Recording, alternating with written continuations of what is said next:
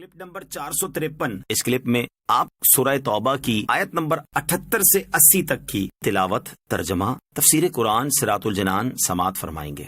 بسم اللہ الرحمن الرحیم۔ ترجمہ، اللہ کے نام سے شروع جو نہایت مہربان رحمت والا ہے۔ الم یعلموا ان اللہ یعلم سرهم ونجواهم وان اللہ علام الغیوب الذین یلمزون المطوعین من المؤمنین فی الصدقات والذین لا یجدون إلا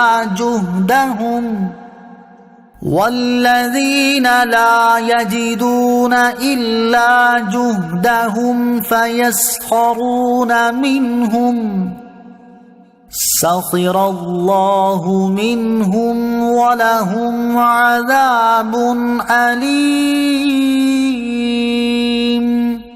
ترجمہ، کیا انہیں معلوم نہیں کہ اللہ ان کے دل کی ہر چھپی بات اور ان کی ہر سرگوشی کو جانتا ہے، اور یہ کہ اللہ سب غیبوں کو خوب جاننے والا ہے، اور وہ جو دل کھول کر خیرات دینے والے مسلمانوں پر اور ان پر جو اپنی محنت و مشقت کی بقدر ہی پاتے ہیں عیب لگاتے ہیں، پھر ان کا مذاق اڑاتے ہیں، تو اللہ انہیں ان کے مذاق اڑانے کی سزا دے گا اور ان کے لیے دردناک عذاب ہے۔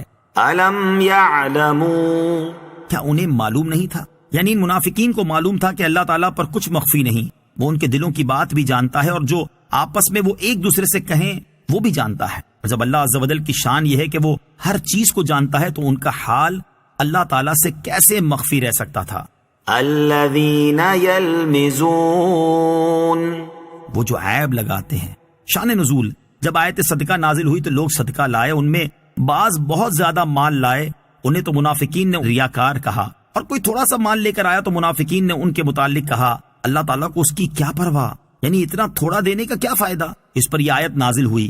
حضرت عبداللہ ابن عباس رضی اللہ تعالیٰ عنہما سے مروی ہے کہ جب رسول اکرم علیہ الصلوۃ والسلام نے لوگوں کو صدقے کی رغبت دلائی تو حضرت عبد الرحمن بن عوف رضی اللہ تعالیٰ عنہ 4000 درہم لائے اور عرض کی یا رسول اللہ صلی اللہ تعالیٰ علیہ وسلم، میرا کل مال 8000 درہم تھا، 4000 تو یہ راہ خدا میں حاضر ہے اور 4000 میں نے گھر والوں کے لیے روک لیے ہیں۔ حضور اکرم علیہ الصلوۃ والسلام نے فرمایا جو تم نے دیا اللہ تعالیٰ اس میں برکت فرمائے، اور جو روک لیا اس میں بھی برکت فرمائے۔ حضور اقدس علیہ الصلوۃ والسلام کی دعا کا یہ اثر ہوا کہ ان کا مال بہت بڑھا، یہاں تک کہ جب ان کی وفات ہوئی تو انہوں نے 2 بیویاں چھوڑی، انہیں 8واں حصہ ملا جس کی مقدار 1,60,000 درہم تھی۔ حضرت ابو عقیل انصاری رضی اللہ تعالیٰ عنہ 4 کلو کے قریب کھجورے لے کر حاضر ہوئے اور انہوں نے بارگاہ رسالت علیہ الصلوۃ والسلام میں عرض کی میں نے آج رات پانی کھینچنے کی مزدوری کی، اس کی اجرت 2 سا کھجوریں ملی، 1 سا تو میں گھر والوں کے لیے چھوڑ آیا اور 1 سا راہ خدا میں حاضر ہے۔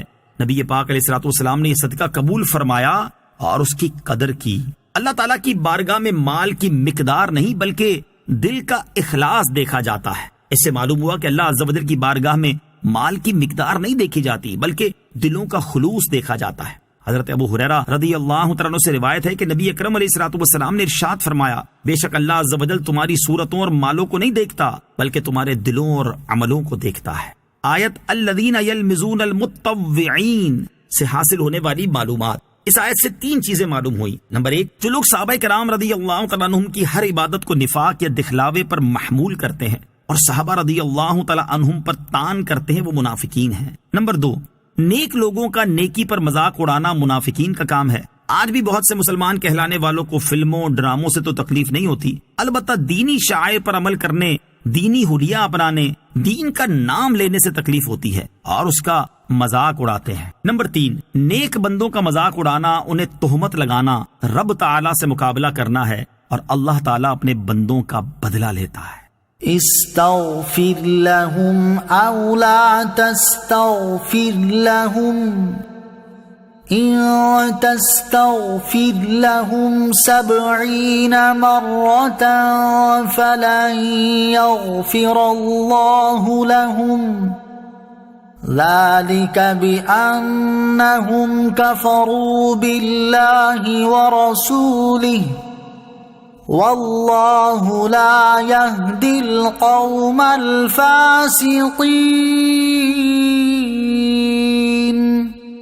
ترجمہ: اے حبیب، تم ان کی مغفرت کی دعا مانگو یا نہ مانگو، اگر تم 70 بار بھی ان کی مغفرت طلب کرو گے تو اللہ ہرگز ان کی مغفرت نہیں فرمائے گا۔ یہ اس لیے کہ یہ اللہ اور اس کے رسول کے ساتھ کفر کیا کرتے تھے، اور اللہ فاسقوں کو ہدایت نہیں دیتا۔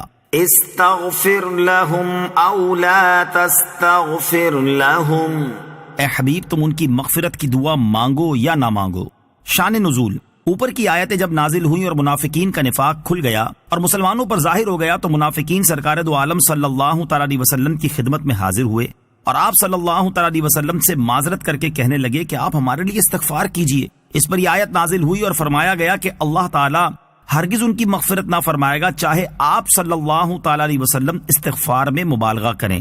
ذلك بأنهم كفروا بالله ورسوله، یہ اس لیے کہ اللہ اور اس کے رسول کے ساتھ کفر کیا کرتے تھے۔ اس آیت میں منافقوں کو نہ بخشنے کی وجہ بیان فرمائی گئی کہ وہ اللہ اور رسول صلی اللہ تعالی علیہ وسلم کے منکر ہیں، اور جو ان کا منکر ہوا اور نبی کریم صلی اللہ تعالی علیہ وسلم اس کے لیے اپنی رحمت عامہ کی بنا پر دعا بھی کر دیں تب بھی اللہ عز و جل اسے نہ بخشے گا۔ اس نہ بخشنے میں حضور پرنور صلی اللہ تعالی علیہ وسلم کی انتہائی عظمت کا اظہار ہے کہ آپ کا منکر جنت میں نہیں جا سکتا۔ معلوم ہوا کہ کافر کو کسی کی دعائے مغفرت فائدہ نہیں دیتی، اس کی بخشش ناممکن ہے۔ واللہ لا یہدی القوم الفاسقین، اور اللہ فاسقوں کو ہدایت نہیں دیتا۔ اس سے مراد یہ ہے کہ جو ایمان سے خارج ہوں جب تک وہ کفر پر قائم رہیں اللہ عز و جل انہیں ہدایت نہیں دیتا، اور جو ہدایت کا ارادہ کرے ہدایت اسے ہی ملتی ہے۔ اللہ عز و جل جبراً کسی کو ہدایت